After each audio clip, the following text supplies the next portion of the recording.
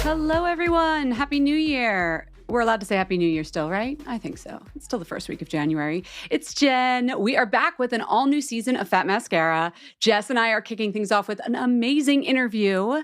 So get excited. We missed you all during the holiday break, but obviously we were busy. As you will see, we have so many great interviews and episodes planned for 2023. And to start things off, we have a podcast premiere. Makeup artist Peter Phillips. And yes, you heard that right. This is a premiere, his very first podcast ever. So if you're not familiar with Peter's work, you absolutely should be. He's a Belgian makeup artist with more than 3 decades of experience creating iconic fashion images with collaborators like photographer Peter Lindbergh, designer Dries Van Noten. I mean, you've seen his work on countless runways, Alexander McQueen, Chanel, Fendi, and of course, Dior, because since 2014, he's been the creative and image director of Christian Dior makeup. Probably one of the coolest jobs in beauty and fashion, as you'll hear. So Jess and I were so excited to hang out with him and be his very first podcast interview. We talked about his creative process and career, and we even got the story behind Dior's iconic $9.99 red lipstick. So here's the interview, and we will be back next Wednesday with our first duo Jess and Jen episode of the new year.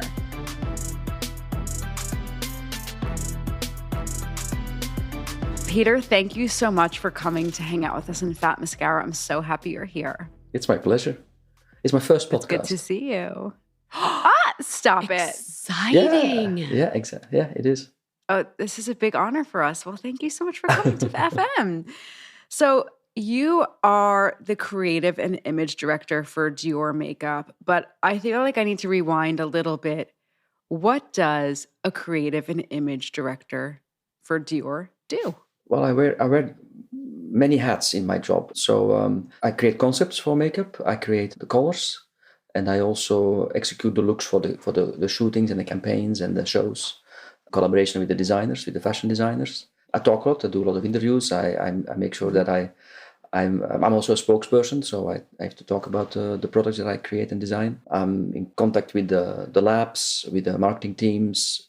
Yeah, I'm connected with everybody. So my creative studio, like a 5-people team, but I'm in touch with everybody, in contact with everybody, like press, marketing, art direction, packaging design, labs, everybody. Do you have a little studio in Paris with like powders and creams and colors, that kind of thing? Well, I got a studio in Paris. It's the office, actually, where I'm with my team. It's where all the artists together in one building, all the beauty, which means skincare, perfume, and makeup, all in one big building. And then I'm on the 12th floor. I insist to have a good light because that's key in my job. So I got a beautiful corner office with northern light. Of course. Where we then check all the colors and all the shades. So it's full of stuff, books, powders and creams, as you say, inspiration material, all kinds of things that I gathered over the years. And I got a long, big table where my team, the marketing teams or art direction or whoever I need to be in meetings with, they come to my office or I go to their office. And yeah, we work on our products. So, a lot of different brands have, similar roles, not quite the same to your roles. How do you think your job at Dior differs from the creative director role, beauty role at other brands? I don't really know how other brands work. I mean, I do know, before I was at Dior, I was at Chanel, so I know how they work. It's the same principle, but a different mechanism. It's just internal mechanism that's different. But yeah, I don't know what the difference is with other brands. The thing is, I know I'm constantly working on concepts. And the way I started working at Dior, the way I knew how I got my message through in the best way, is I just keep designing and coming up with concepts. There are the concepts and the projects that are needed, that are, the briefs that I get from my marketing teams. Every new launch for a lipstick launch or a foundation launch or eyeshadows or mascaras or whatever, that's kind of framed into what they need product-wise. And then I fill that in with colors and maybe concepts behind it also to give it a new flair almost. And then there are concepts that come out of the blue, when I'm inspired by Maybe we work on one project and you think, oh, this could be a good idea for another project. And I'm molded into a menu, and I show it to marketing teams and direction, and they just have to choose. And if they take, and maybe it's not for now, but maybe for 2 years or 3 years, and then there's a whole lot of possibilities, because you can't just execute what everything. Concept came out of the blue? Well, I will do black lipstick. No. For example, the backstage line. The backstage line is a concept that actually came out of the blue. Because I'm now at Dior for 8.5 years, and about 6-7 years ago, the brand is very institutional. It's a worldwide brand, a luxury brand. We are very strong in our lipsticks, in our foundations, and but there was a fear with all the millennium brands coming up, like in those days, that we would lose touch. And then so I started thinking like, okay, how can I approach a younger audience? And what I do is I have the advantage that I have about 6-7 times a year a platform where I talk to journalists and influencers who come backstage to the shows. And that's a very young environment, very dynamic, very inspiring. It changes every. I mean, once it's a men's show, then it's a women's show, haute couture, pret-à-porter. It's very dynamic, and even if I have a new launch of a product coming up, not even linked with the look I do for the show, I can still talk about it in a very, non-pretentious, spontaneous way, like, oh, listen, I got this new thing coming out. And I know most of the journalists also, so when they come backstage, it's almost like, every 2-3 months. Chill, Peter. It's a chill. Chill. Yeah, exactly. And so I said, I thought like, okay, like maybe that platform that I have and the needs that I have as a makeup artist who does shows, I don't need too many fancy products. I just have to make sure that my canvas that I have to create under my look is very easy to apply, easy to wear, not intimidating, diverse. And I said, maybe that's also something that young people want. And hence the development of the Backstage Face and Body Foundation, concealers, the palettes, easy to go, easy to wear, not intimidating, a range of shades which match everybody. But maybe also a bit less expensive, without losing the exclusivity of a luxury brand, but make it a bit more accessible. And that concept actually was one of the whole file of things that my ideal backstage products, which I would like to find in my bathroom also in the morning, or I know friends of mine would like to find in the bathroom in the morning when they do their own makeup, which was eye patches, lip patches, moisturizers, scrubs, lip scrubs, and it was a full package. And that's something I offered, I presented, and it came just on time with that question that marketing asked, like, how can we stay in touch? And that was an easy sell? They got it right away? Oh, they got it right. I mean, it was a Bible, thick like this, with a lot of products. They just had to choose, like I said, like a menu, and it started off as a small project, and it became really huge, and it actually we reached a new public. And actually reconnected also with our existing public, because they saw something young and dynamic, which was totally not even in competition with the existing lines, but kind of completed it. And it just made it more contemporary, more up to date and more accessible. Yeah, I don't think there is a parallel I can think of with the other brands. So I was going to ask, when I think of Dior, it is like a classic brand, but what does that mean when it comes to makeup? Like, what is something that is Dior and what is something that is not Dior? Well, in Dior's case, it's kind of tricky, because if you look at the history of Dior, I mean, it's been around for a while. It's over 70 years. And every designer, if it's fashion, perfume, makeup, jewelry, every designer that joined the house was able to create its own new look. And that's the strength of Dior. So during the history of Dior, the DNA, with each designer, the DNA of the house became stronger, but also more multifaceted.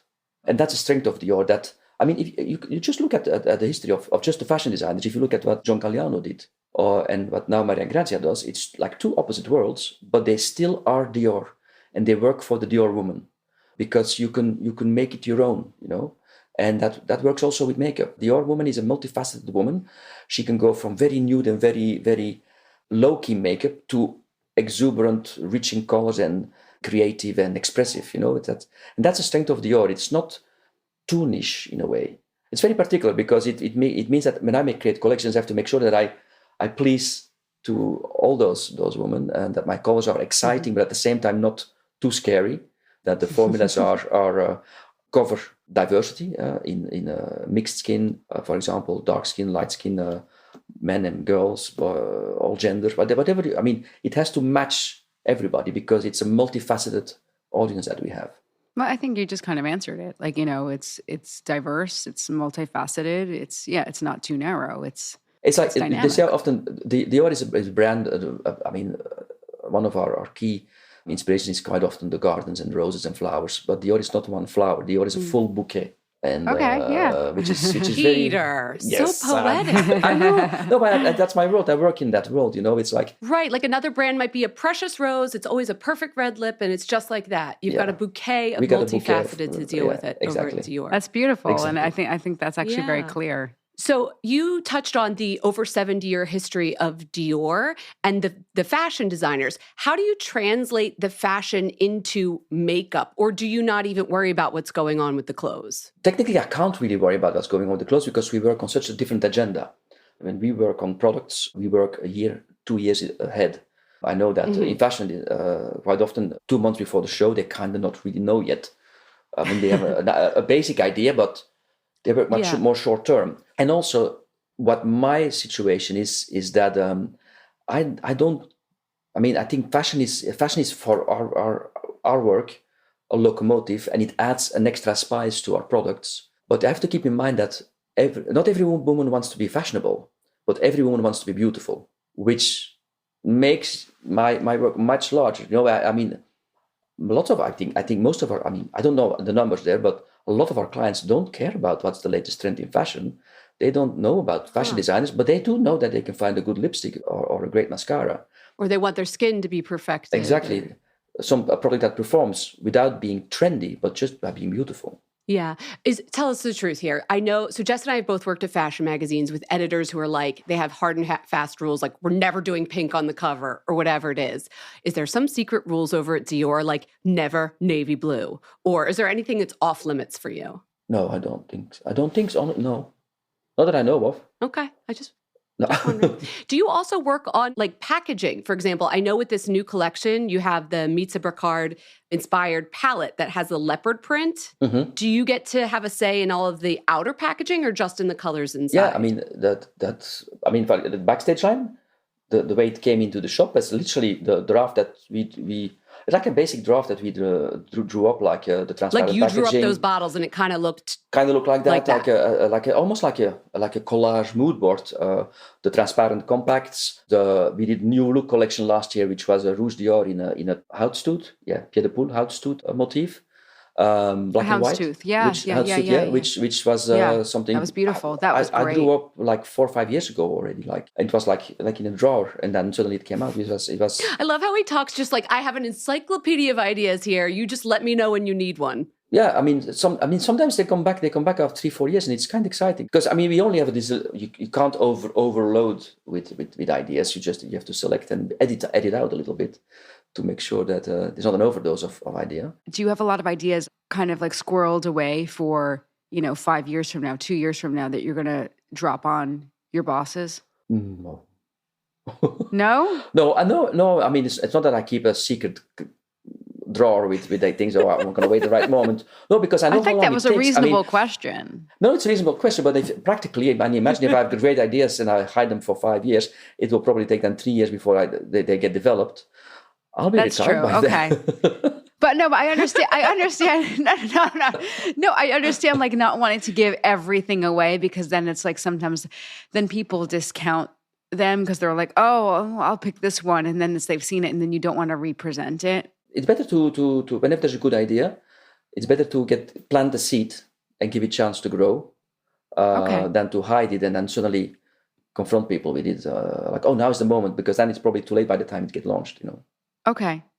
I like hearing about people's creative processes. So yeah, because I feel I might be projecting, but I feel like sometimes, like, say I'm doing a headline of a story, I like give the one good one and then a bunch of bad ones, and I save some other good ones just in case they like, first draft. No, I do the same, Jen. I do the same because it's like you don't want to give everything away. All right, well, this is Peter's show. Sorry. Anyway, it's interesting. Okay. It's interesting to hear. I prefer to keep the bad ideas for myself and then put them in the garbage. been. and work on them a bit more. Yeah. You mentioned Rouge Dior. We were talking about the history of the brand.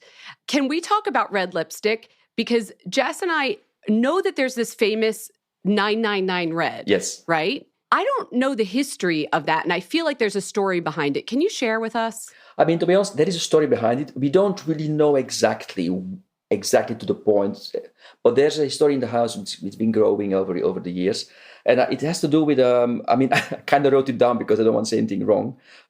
It's the first lipstick that Christian Dior created. Was number 9. It was in the early 50s, and there were numbers, and it was number 9. Then there was a few years later, I think it came back out, or it was launched again, and then there was it was called 99, number 99.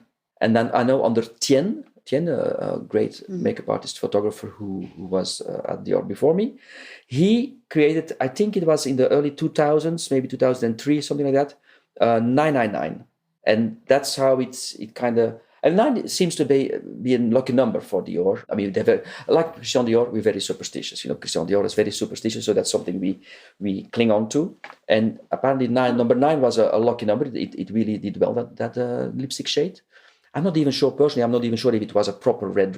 It could be, but I'm not sure, 100% sure. It's not in the archive somewhere? There's no Dior archive of this color? Not many of the actual colors survive, because people use them, and after 70 years or 60 years, it's not maybe something that you want to keep. Peter, you need to do 9999 red. Maybe your red. Well, no, I don't know the reds, and they're really good, and they don't necessarily have the same number. But the advantage of 999 is because... All right, put that in the bad idea drawer. Okay, sorry. No, the good thing about 999 is because it's such a iconic red, and we relaunch it in all different formulas and finishes that we have. And that's kind of amazing, because it's kind of a standard, that color. And then we did it in matte, in non-transfer, in sheer, in metallic, in velvet, in satin finish, with extra sparkles. I mean, we did, in every new formula that we have, we do a 999. So I think that's nice, because then you see the multiple possibilities of what just one color can do in makeup. Yeah, what is it about that color? Jess and I wanted to talk to you about color theory and your sense of color a little bit. Why is that red good? Like, does it look good on everybody, or is it just because it has this history? I think it's just, I mean, there is more than one red that looks good on everybody. But I think this is one of those reds that is, it's just a great, great red. It's not too orangey, it's not too bluish. It stands out. And in whatever finish you have it will look good on somebody at least. It's like a. I'm not to say that it's for every woman in the world, not for everybody, but for most women it will look really fabulous. You said everybody has a few reds that look good on them. Yeah, what are some? No, there are more than one red. There's more than one good red in the world of reds. There's so many reds in the world. Sure, but how do you get a sense of what's going to look good on a face? Like, look at Jess and I, we have very different coloring. How do you approach a face and have an idea that, she's going to need the warm red, she's going to need the brown red? What goes through your mind when you're doing that? Well, that's why we have more than one red in our ranges, because one red. But I bet you reach for the right one right away. Well, no. Tell us about the mental math that gets you there. Because because I do makeup also, I'm a makeup artist. I know that, I mean, every woman, and this sounds very cliche what I'm going to say now, but every woman is unique. And I don't believe in a uniform makeup color that matches everybody. They often ask me, but which is the one color for everybody? Doesn't exist. Every woman is unique. I mean, there are colors that match a lot of women, or a lot of lip shades, or a lot of faces. But then that same shade may not be perfect for another face, and then you have another red that matches more. And there's so many factors that play with if a color matches or doesn't match. It's just only the way you wear it. If you wear your red with confidence, any shade can be great on you. If you don't wear it with confidence, it has an impact. The color of your skin, the natural undertone of your lip, the color of your teeth. I mean, if you have bright white teeth, or a bit more like yellow undertone in your teeth, or a bit more grayish teeth, without them being like medieval teeth. I mean, there are so many nuances in teeth. If you just and at the end of the day, your lipstick frames your smile. So do you look at a person's teeth when you're like, oh, I should, they're yellow. Well, it sounds a bit medical if you say you look at their teeth, but you look at their smile. I have been accused of making things a bit scientific. So sorry. It's an art, I think is what you're saying, right? Yeah. No, we still have to keep the dream going also. So no, you look at the woman's smile and the lipstick frames the smile. So it's a lipstick with a bluish undertone matches most faces, but it can be also a little bit of a cold shade because it's bluish. Okay. So then if you want a warmer tone, then you go a bit more yellowish in the undertone.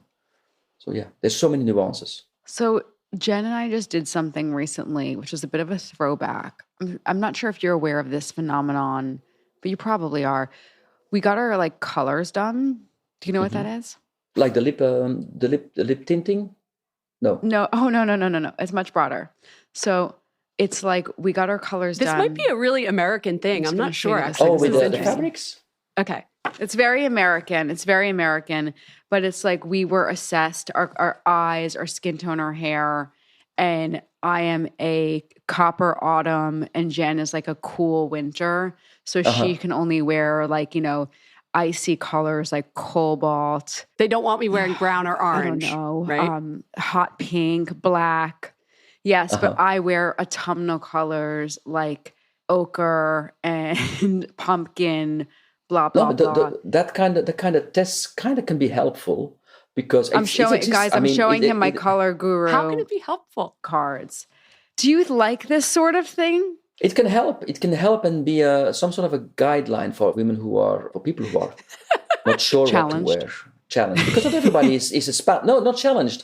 Not know what's well for them. What fits them well. But you are such a genius with color, and you're a renegade with color. I'm wondering if you're like throw the rules out the window. You can wear whatever you want because you said the thing of wear whatever you want with your lipstick with confidence. I'm like maybe I can wear what I want because I look at my closet and I even look at some of my makeup now. Like I have a silver eyeliner. I'm like, what was I doing wearing silver? I'm a copper autumn. He just laughed. Yeah. So Peter, help me out. I don't know how to say that. I mean, honestly, those are tricks. That color guiding is something that's been around for a long time, for many years. Yes. Did they do it with the pieces of fabric on around your neck? It was all virtual, but virtual. It was spot on, dead on. Like I have to say, this service is amazing. I'm not plugging them. I'm just saying it was spot on, dead on. The colors they chose were flattering. The colors is this the thing in Belgium and France? Do they do with the fabric swatches for the ladies? Have you seen that? I'm sure it is. Yeah, it's been around for a long time in different forms. Maybe. Yeah. And it helps. It can help because not everybody's. Nowadays people are much more aware of what's possible with makeup because of internet. But there was an era when women they didn't know. They got their information from a magazine, print, and then they say okay and then they thought okay this season it's this blue on the eyes and that red on the lips. I'll wear it, but it's not personalized for them. And that personalizing is something not everybody has the eye, and also you look at yourself different than other people see you. It's a lot of women, a lot of people are very have complexes. They focus on the things they don't like about themselves, but not necessarily they are that bad. And a color consulting thing can just be that little push that a woman needs to maybe play and experiment a bit more than just being. Do you find yourself playing that psychologist role when you have, a new Dior model sitting in your chair? Do you talk to them about that kind of thing if they're scared of a color or something? Is that part of your job? But I do it when I do makeup on friends or on people that I know, like more in a private situation, and I'll guide them through it, and I never push anything to them because I know that it's Peter who said it and it must be true. No, they have to be. I guide them through them and I share my expertise and my experience and I just only. If the fact that they sometimes ask, oh, I'm not sure about the red lipstick. Should I wear the lipstick? So you know what? If you doubt, then don't do it. But start maybe with a darker shade that you normally wear and get used to it step by step. Because maybe that one red, if you suddenly switch to red lipstick, you might think, oh no, it's not for me, and you might never touch red lipstick in your life again, and then you miss out on something. Just step by step, and then at one point you'll find your trick. And in 2-3 years time, you might makeup desire, and then because it's constantly your face is constantly changing, and the makeup trends are constantly changing, and products are changing. So, and at the end of the day, it's makeup. If you don't like it, just wipe it off, and next day something else. That is good advice to remember. Good advice.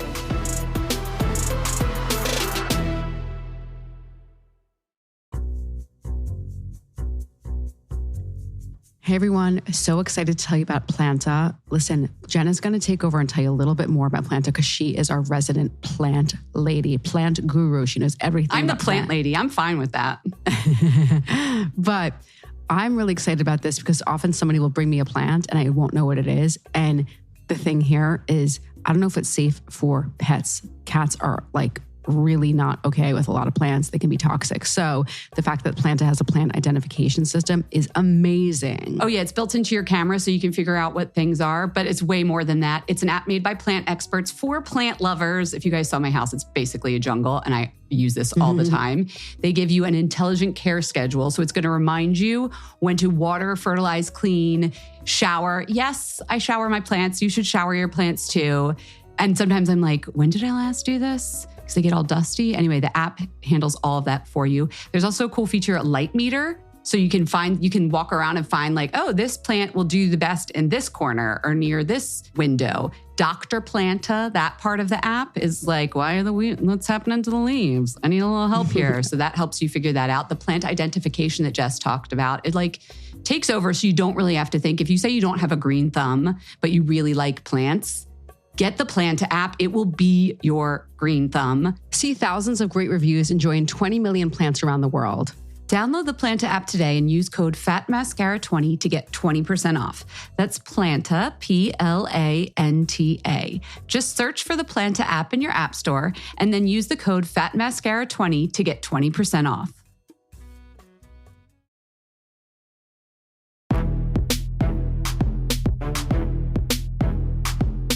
Okay, so you lead, Peter, you have like, honestly, I thought your job was amazing before. It's even more amazing, like as you're describing it. You have this incredible role. You are leading this brand that is synonymous with high fashion, makeup artistry. And, for decades and decades, it was really Dior and Chanel, which you've Maybe also a little Saint worked Laurent. at. Yeah, exactly. Well, yeah, so then Saint Laurent entered the game later on after Dior, Chanel. But in the past, 10 years, now it seems like if there's a high fashion player, they also have a hand in makeup. You have Tom Ford, then you had Burberry. A couple of years ago, Hermes entered the game. Gucci in a big way. Valentino, then even Dries has lipsticks. We just found out, a couple months ago that Balmain is entering the beauty game and color. What's your take on all this? I mean, it's very exciting. No, I mean, it means that they all love makeup. So, like I do. So, no, I mean, it keeps us more alert also. I mean, makeup is a beautiful tool, It's especially now in these days when the information is all out there, there's no more barriers, everything is possible. Yeah. I mean, you can use it in any way you want, whatever gender you are, how you feel of expressing yourself. And you can have great products in all price categories, with fantastic formulas and fantastic colors and from very simple, beautiful, delicate products to really extreme. It's all there. And in the eye of the public or of people, everything is possible. And that's a great thing. And the thing is, I mean, a scary thing, I found out not so long ago that apparently every day worldwide 4 makeup brands are launched. Four makeup brands are launched every single day. Every single day. 4 makeup brands, which is wow, insane. Which is, I think, it's insane. I mean, it's an over enthusiasm, I guess, but at the same time, you can't blame people because it's such a great tool to play with, to experiment with. And the luck of a house like Dior is that we have over 70 years of experience. We have our own labs, so we have a solid base. And most of the brands that are launched or relaunched, they work with the same manufacturers, and it kind of comes from the same laboratory and the same manufacturer.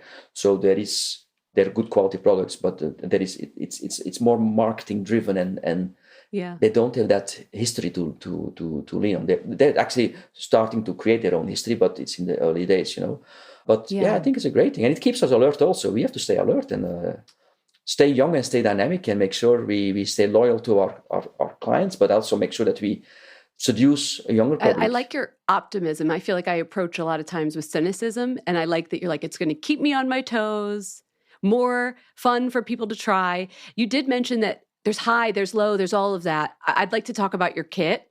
I'm sure it's like Dior wall to wall inside your kit, of course. But what would surprise us? Yes, and it's not, and that's what most people surprise, because I actually only use Dior products. They always say, when I do a shooting or whatever, or when I do a how-to or a tutorial, I only use the Dior products. And they say, like, oh, you use only Dior products, because we've seen other brands that they cheat a little bit, when they do shootings. And for me, it's just, I don't. Only, except for if there are products that we don't make. Like, for example, like colored cake, cream-based, like bright blues and yellows, and more theater makeup. Like things you find at Makeup Forever or something like that. Is there any like surprising, like, back in the day it was like, oh, but there's Preparation H hemorrhoid cream in that person's kit for under eye, or some weird tool like you like to put on glitter with like a kitchen utensil. Any surprises in there? Well, I got something which surprised most people. Actually, the oldest trick in the book is when I curl lashes, I like to use a little spoon, like little coffee, like a little spoon for the corner of for the little lashes on the corners. Which a lot of young people they're like, oh, what is he gonna do now? It's a spoon close to my eye. Do you think it gives like a softer curl than like a curler might, angle it a little? Yeah, and also quite often, depends on the shape of the eye of the model or the person you do makeup on. Sometimes you miss the outer lashes. If the eye is a bit more like round, then I just take the spoon and just curl the outer lashes. And another thing which is a bit more poetic in what I have in my kit, and I spoke to this quite a few times already in other interviews, and sometimes it's misunderstood, but whatever. It's like when I do shootings, sometimes it's not bad to step back. For example, if the light is fantastic and the model is great and the concept doesn't need a makeup statement, I use my little container of nothing. Your little container of nothing? What does that mean? It means that means that I don't do anything. That if the model, if sometimes I don't feel the pressure of having to, in Flemish you have an expression, hij moet een ei leggen, he has to lay an egg. It has to come out. I don't feel the pressure of laying an egg every time I want to shoot. Got it. So sometimes you step back and you do nothing. Because if it's there, you can ruin it by just adding too much, And that little container of nothing has been with me since day one. Wait, what do we say in Flemish? I don't need to lay an egg? I love that. No, it's like, when you really have to lay an egg, like, okay, I need to do, it has to get out, That is the Flemish expression, like, oh... I moet een ei leggen. I love it. Like you got to produce. You've got to produce. You have to produce whatever. Yes, that egg has to get out. I know that feeling. No. Sometimes it's better to just bring your little container of nothing and make and let the hairdresser do his thing, manicurist, the light, the styling, and then there's this fresh, non-touched face and it's just no when Peter, to step back. Did you learn that the hard way? Did you ever like pile it on during a shoot? No, not really. No. I don't know why I'm creating this like horrible scenario for you. It actually comes from my I started as a makeup artist. I did fashion design in Antwerp. So my first shootings were actually fully driven by fashion. Editorials, not necessarily about beauty, but fashion. But sometimes I realized when in those days, what's the Polaroids? Oh my God, this looks fantastic. Because I love great photography and great images. And there is always, when there is too much hair, too much makeup, too much styling, it can ruin a shot. Yeah. And it's nice to have a calm moment somewhere. And sometimes it's the hair, sometimes it's the makeup, sometimes it's the set, whatever. And then I have no problem whatsoever to step back and have my calm moment of nothing. Because then at the end of the day, when the shot is done, quite often that's what makes it a great image. Is this restraint, beautiful, serene, nude face. It's about editing. What's your edit on the Dior products? Like, which ones do you reach for again and again? If I peeked in your kit, it's always empty. Well, the one thing that's always disappearing also is, and then from the day it was launched, is, for example, the Dior Backstage Glow palette. It's a palette with 4 shades, like a white pearl, a gold, a little bronze, and a soft pink. Beautiful highlighting. It goes. It just disappears. So models love it. So people take it. How do we use that? Like, I actually like. I want to know how you use that so that like we don't look. Let's talk about restraint and a glow palette. Like, how to use that so that we don't look crazy. It's a very lightweight texture. So I used with a loose brush, like a soft brush. Sometimes I actually use it as an eyeshadow. For example, a little bit of the pearlescent white mixed with a bit of gold or a bit of the pink. I just dust it on the eyelid, and it gives a beautiful luminous effect. I used with the soft brush on the parts of the face that catches the light, like top of your cheekbones, maybe the nose bridge, the cupid bow. Yeah, and then it just gives a beautiful glow on the face, and it's just a handy, and it lasts for you forever because it's you don't need much, you know. It's also nice if you apply it with your fingers on your eyelid. It becomes a bit more metallic. So then you have a little trick. You just do a little bit, if you want the bronze or the pink or the gold or whatever, you just a little bit on your finger, on your eyelid, and a beautiful luminous effect. It's a very delicate texture, which really is. And what lip color is always down to the tiny little nub in your kit? What lip color? The nudes. 100 Nude is a good one. In Rouge Dior, that is number 720. It's a good one because it's a bit like a warm rosewood. So it's a nice, beautiful, natural finish, but you see there's something there. Formula. And we had it in Rouge Dior, and we also have it in Dior Addict. I love that you thought we got permanent makeup when we were talking about color analysis. He's like, what? You got your lips? I didn't know what you were talking about, so I said, "Oh my God, you got your lips on." I don't know. No, because you brought it on. You brought it on with such a drama. I said, "Oh my God, we are dramatic, aren't we, Jess?" because I said Jen and I got something done. Yes. That's what do you think of our facelifts, Peter? How do they look? Yeah. I'm just kidding. Yeah, I was like, can I see the before picture? All right, before we let you go, I'm going to do a quick lightning round, just Quick first thing that comes to your mind, okay? And then we'll send you off to your day of press and all kinds of good stuff. Okay, ready? First beauty product you fell in love with? MAC Spice lip liner. Okay. Can you tell me why? I said it would be Speedy. But it was just a great shade. In those days, you could do a great lip contour with it. You can blend it out with a bit of moisturizer to give a nice beige, brownish, taupish lip shade. Okay, what's your favorite cheapy beauty product? It's this Australian brand. It's actually a backstage photographer who gave it to me. It's Lucas Papau. We know it. Jess loves it too. The Lucas Papau ointment. Yeah, I love it. It's actually I discovered it. There's this Belgian backstage photographer who he's based in Australia, and one season he came backstage and he handed it out to all the models. I think he has shares in the company or something. I said, "Oh, this Australian is really good." It's a very good basic lip moisturizer, especially when it's really freezing. It's not expensive. Great. What is your favorite Fashion Week look you've ever created for Dior?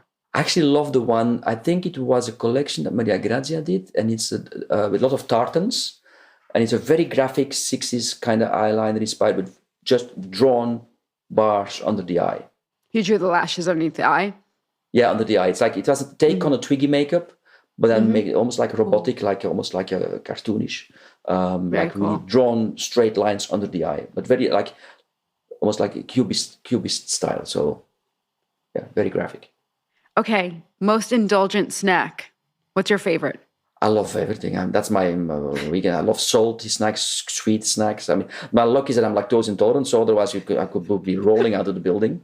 I love. I mean, a classic. Pringles. Yeah, it's a classic. Pringles are like Haribo. healthy. Everything Haribo. They're for the sweet side, you know. You got so much choice. They got so much choice. It's like the lip colors at Dior. Haribo has all the gummies. There's so much choice. Yeah. How are you ever going to decide, Peter? Oh my gosh. I'll just take a mixed bag and then. Oh my God. Maybe Pringles and Haribo together. Just mash them all up. Okay. Well, I've been there. Don't tempt him with a good time, Jess. Oh my God. You're so funny. You're funny. Okay. Now, this is like our weird one at the end. Ready? In the movie of your life, who would narrate it? Well, to make it really interesting and mysterious, oh my God, what's the name of he does all the American movies. The older actor with a really deep voice. You say Morgan Freeman? Morgan Freeman. No, James Earl no, Jones. James Dean, the one you said, the James. Yeah, James Earl Jones. Yeah, like really, it would really make me look more interesting and more mysterious and more timeless. I can go into space and sell my makeup ideas. It's like. Yeah. Absolutely. That would have an impact. That would have an impact. I wish that for you. or Richard or another one is good. I mean, it's a man's voice again. It's Richard Attenborough. Or David Attenborough, probably. Maybe Richard. He was an actor. With David Attenborough? Sorry, David Attenborough. David Attenborough, the one. I mean, I love all the Planet Earth documentaries and the way he talks about Peter applying a red species that to are the model extinct, and yes, exactly. I would watch it for sure. Just before this was great. Thank you for letting us into your world and telling us about what you do. It was really, really fun. Oh, we love what you do. This is so cool. Thank you so much. I love a good chat. I had a great time. Thank you very much for having me. We hope you enjoyed the show. It's your reviews and feedback that help us make the podcast even better. Head over to iTunes to rate and review us, or email your thoughts to info@fatmascara.com. We also want to answer your beauty questions and hear what products you love. To share a Raise the Wand product review or to ask a beauty question, email us at info@fatmascara. If you send it as a voice memo file, we can even share your voice on the podcast. You can also do that by leaving us a voice message. Our phone number in the United States is 646-481-8182. Thanks so much for listening.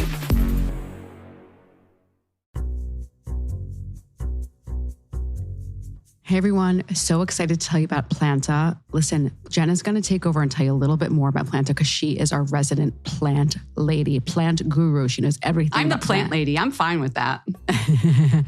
But I'm really excited about this because often somebody will bring me a plant and I won't know what it is. And the thing here is, I don't know if it's safe for pets. Cats are like really not okay with a lot of plants. They can be toxic. So the fact that Planta has a plant identification system is amazing. Oh yeah, it's built into your camera so you can figure out what things are, but it's way more than that. It's an app made by plant experts for plant lovers. If you guys saw my house, it's basically a jungle and I use this all the time. They give you an intelligent care schedule. So it's going to remind you when to water, fertilize, clean, shower. Yes, I shower my plants. You should shower your plants too. And sometimes I'm like, when did I last do this? Because they get all dusty. Anyway, the app handles all of that for you. There's also a cool feature, a light meter. So you can walk around and find like, oh, this plant will do the best in this corner or near this window. Dr. Planta, that part of the app is like, what's happening to the leaves? I need a little help here. So that helps you figure that out. The plant identification that Jess talked about, it like takes over so you don't really have to think. If you say you don't have a green thumb, but you really like plants, get the Planta app. It will be your green thumb. See thousands of great reviews and join 20 million plants around the world. Download the Planta app today and use code FATMASCARA20 to get 20% off. That's Planta, Planta. Just search for the Planta app in your app store and then use the code FATMASCARA20 to get 20% off.